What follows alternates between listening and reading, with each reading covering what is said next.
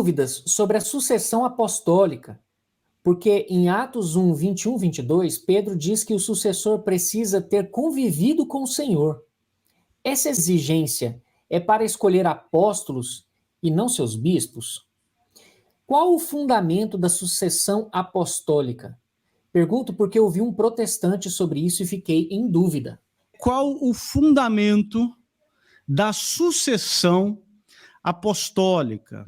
Um dos fundamentos da sucessão apostólica é o texto de Atos, capítulo 1, versículos 21 e 22. Vocês sabem que Judas Iscariotes se matou, então ficou vago um lugar no colégio apostólico e São Pedro coordena, junto com os apóstolos, a escolha de uma pessoa para assumir a cadeira de Judas, por assim dizer. Você deve se lembrar que eles fizeram um sorteio e o sorteado foi Matias. Então, era importante que a cadeira de Judas não ficasse vaga. Tá? Jesus estabeleceu 12 apóstolos e era importante que tivesse esses 12 apóstolos, até porque tem um simbolismo do número 12 e etc. Essa passagem é um dos fundamentos bíblicos da sucessão apostólica? É um dos fundamentos bíblicos da sucessão apostólica. O fato de que existe um colégio apostólico e esse colégio apostólico vai transmitir o poder que eles receberam de Jesus para os seus bispos, né, os bispos que eles ordenarem. Porém, o interlocutor desse anônimo aqui, ele diz o seguinte, nesse versículo 21, existe uma exigência, e a exigência é necessário, pois, que os homens que nos acompanharam todo o tempo que o Senhor Jesus andou entre nós, começando no batismo de João, até o dia em que dentre nós foi levado às alturas. Então, o argumento é, essa passagem de Atos 1 não é um fundamento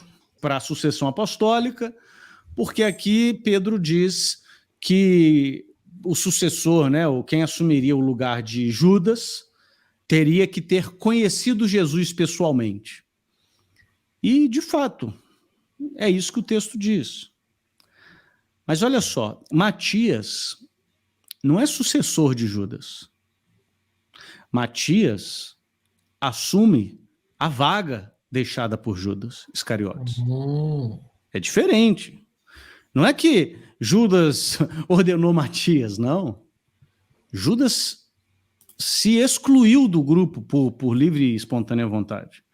Mas o grupo precisava ter 12 apóstolos. E aí Pedro disse, a gente tem que escolher mais um. E escolheu Matias. E Pedro coloca, tem que ser alguém que esteve com a gente desde o início. Ou seja, um apóstolo é alguém que esteve presencialmente com Jesus, desde o início. Mas a gente não faz teologia, deixa eu explicar uma coisa para vocês. Na Igreja Católica, a gente não faz teologia com texto prova e nem baseado em um versículo só. A elaboração teológica é muito mais profunda do que isso. E a gente vê o todo das Escrituras, o todo do sentido das Escrituras e aquilo que nos foi transmitido de geração em geração. A sucessão apostólica não é uma sucessão de apóstolos. Perceba, os apóstolos não existem mais aqui na terra. Os apóstolos estão no céu, com Jesus intercedendo por nós. A sucessão apostólica não é uma continuidade do papel apostólico. O papel apostólico foi muito pontual na história. Os apóstolos, eles tinham autoridade para escrever a Bíblia. Os apóstolos tinham autoridade para fundamentar doutrina. Não se esqueça disso. Os apóstolos são aqueles sobre os quais a igreja foi edificada. A igreja edificada sobre o fundamento dos apóstolos. Percebam então, queridos, que o papel dos apóstolos foi algo muito único na história de redenção, muito único.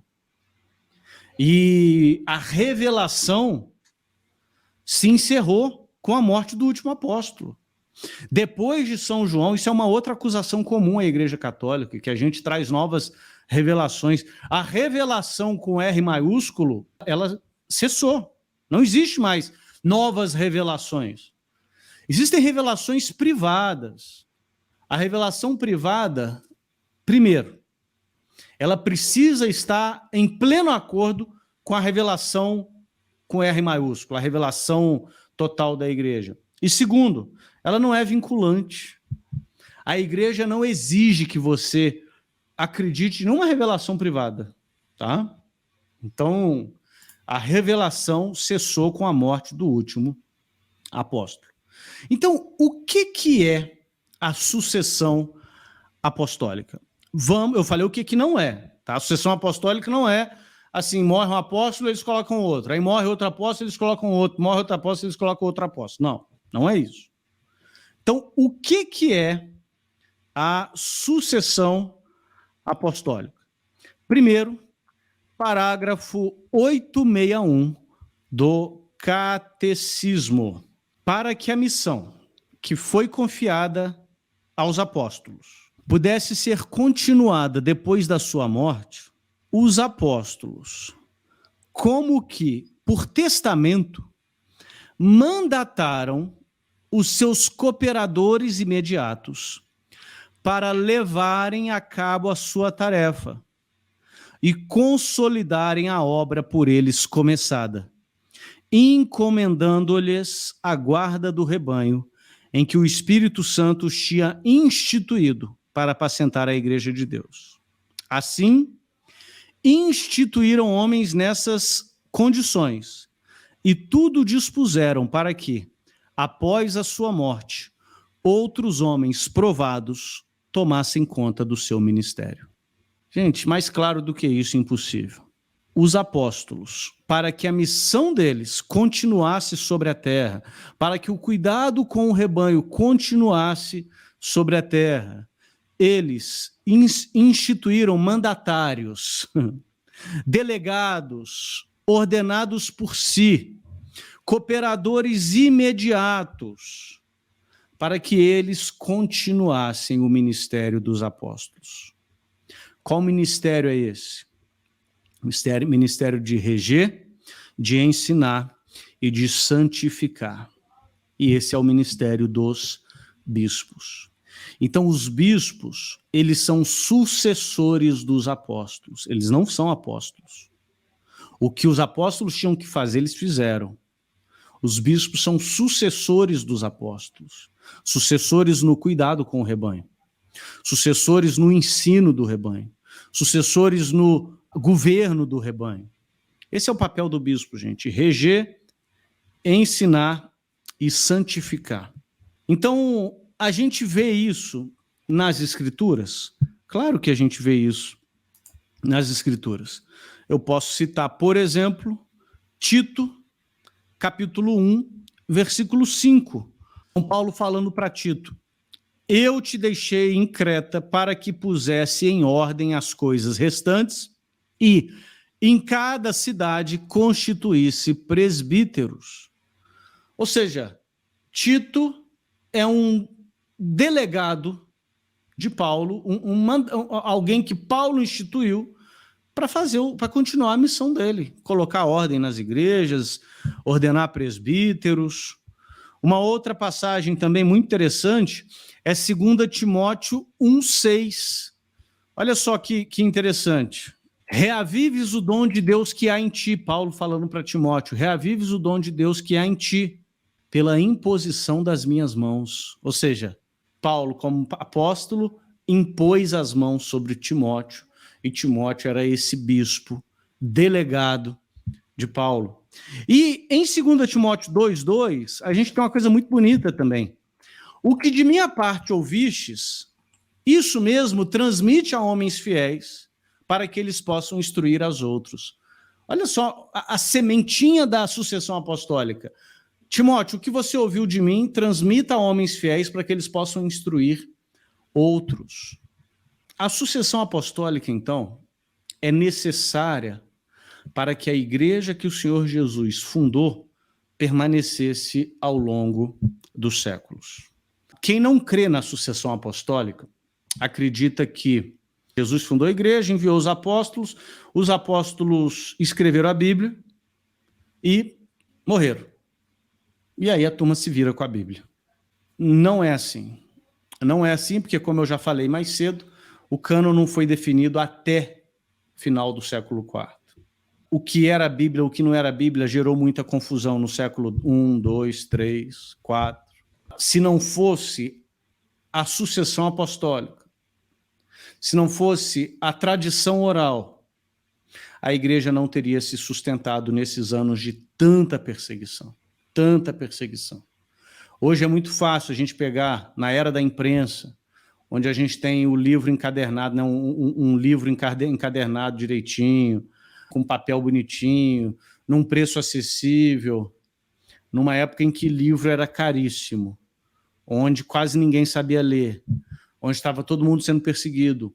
Se não fossem os sucessores dos apóstolos, nós não teríamos mais igreja.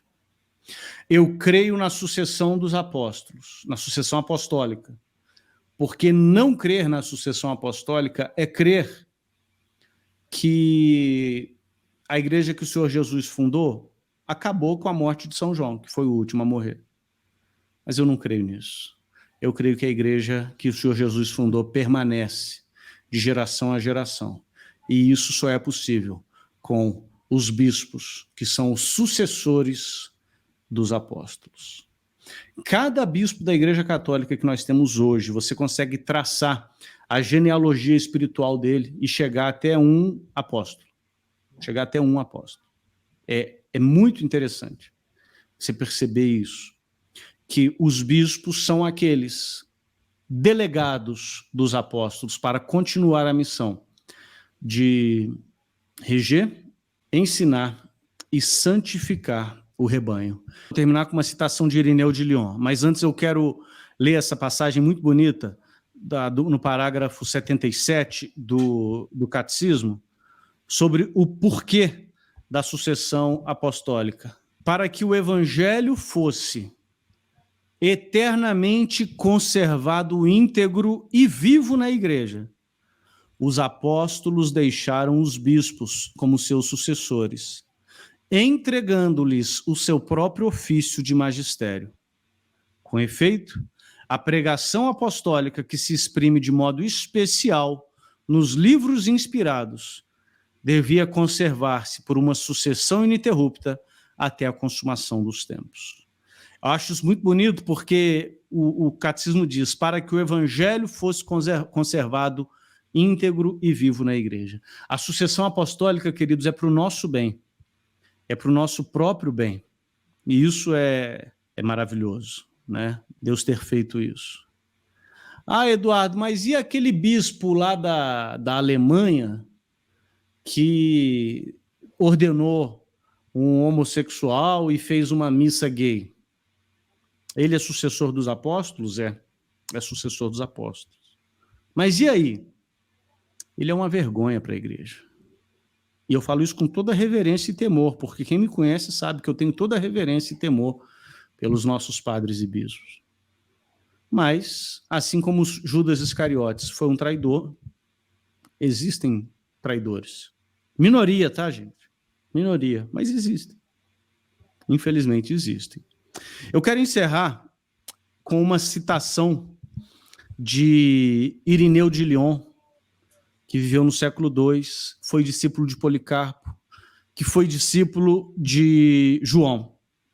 Olha só o que Irineu de Lyon escreve no seu livro Contra as Heresias, quando ele fala justamente da sucessão apostólica.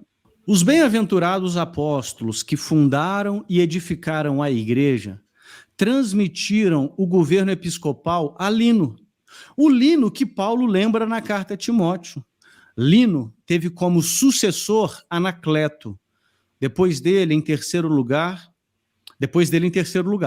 Depois dos apóstolos, coube o episcopado a Clemente. A esse Clemente sucedeu Evaristo, a ele Alexandre. em seguida Sisto, depois dele Telésforo, depois Higino, em seguida Pio, depois dele Aniceto. A Aniceto sucedeu Sotero e, presentemente, Eleutério, em 12º lugar, na sucessão apostólica, detém o pontificado. Meus irmãos, Irineu de Lyon escreveu isso no século II, na sua obra Contra as Heresias. Ele quer argumentar que a sucessão apostólica é uma realidade desde os tempos dos apóstolos, que os apóstolos foram ordenando bispos, que ordenaram bispos, que ordenaram bispos. E o ponto de Irineu de Lyon aqui é que os bispos do mundo inteiro, eles têm uma genealogia espiritual que remete a um apóstolo. Mas como ia ficar muito grande o Irineu de Lyon fazer essa genealogia de todos os bispos da época dele, ele resolveu fazer de um só. De qual? Do bispo de Roma. Não é coincidência. Lembre-se, Irineu de Lyon foi discípulo de Policarpo, que foi discípulo de João. Irineu de Lyon guardou para a gente aqui esse tesouro, os primeiros 12 papas da igreja.